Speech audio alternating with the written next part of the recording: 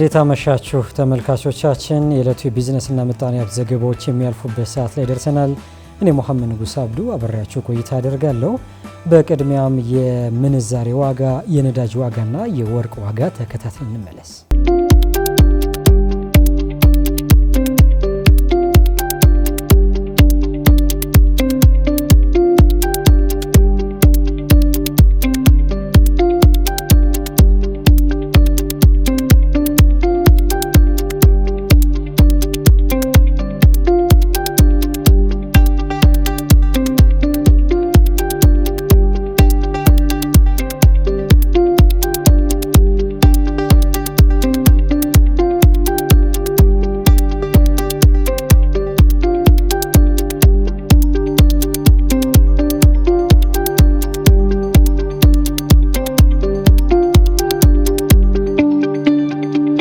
በሜካናይዜሽን የተደገፈ ዘመናዊ የቡና ልማት እንዲስፋፋ መንግስት በልዩ ትኩረት እየሰራ ነው ተባለ።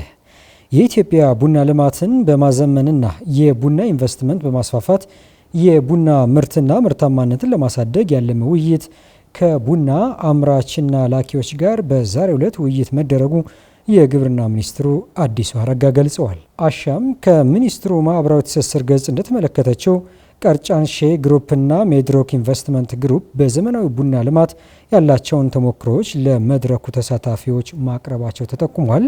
በዘመናዊ የቡና ልማት ኢንቨስትመንት መሳተፍ ለሚፈልጉ የግል ባለሀብቶች መንግስት ከ1.2 ሚሊዮን ሄክታር በላይ መሬት ቡና አብቃይ በሆኑ አካባቢዎች ዝግጁ ያደረገ መሆኑን የጠቆሙት ሚኒስትሩ ለአልሚ ባለሀብቶች ሁሉን አቀፍ የድጋፍና የማበረታቻ ስርዓትም የሚዘረጋ ይሆናል ሲል ተናግረዋል። በመድረኩ የግል ባለሀብቶች በዘመናዊ የቡና ልማት በመሳተፍ የቡናን ምርትና ምርታማነትን እንዲሁም ከቡና የሚገኘውን የውጭ ምንዛሬ በማሳደግ ምርታዊ ለውጥ ለማምጣት የበኩላቸውን እንዲወጡም ያላቸው ቁርጠኝነት መግለጻቸው ታውቋል።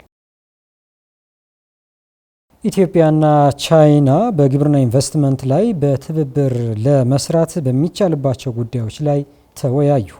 በዛሬው ዕለት ውይይት ያደረጉት ሁለቱ ሀገሮች የግብርና ኢንቨስትመንት ላይ ከአጋር አካላት ጋር በትብብር መስራት ዘርፉን ለማሳደግ ጉልህ ሚና ይጫወታል ብለዋል።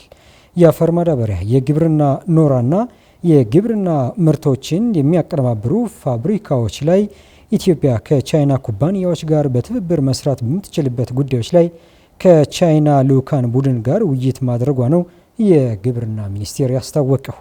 ሁለቱ ሀገራት በዘርፉ በቀጣይ መስራት በሚገባቸው የትኩረት አቅጣጫዎች ላይ ሰፊ ውይይት ተደርጎ የጋራ መግባባት ላይ መድረሳቸውም አሻም ከግብርና ሚኒስቴር ያገኘችው መረጃ ይጠቁማል። ተመልካቾቻችን ለዕለቱ ያዝንላችሁ የቢዝነስና ምጣኔ ሀብት ዘገባዎች በዚሁ ተጠናቀዋል። አብራችሁን ስለነበራችሁ እናመሰግናለን።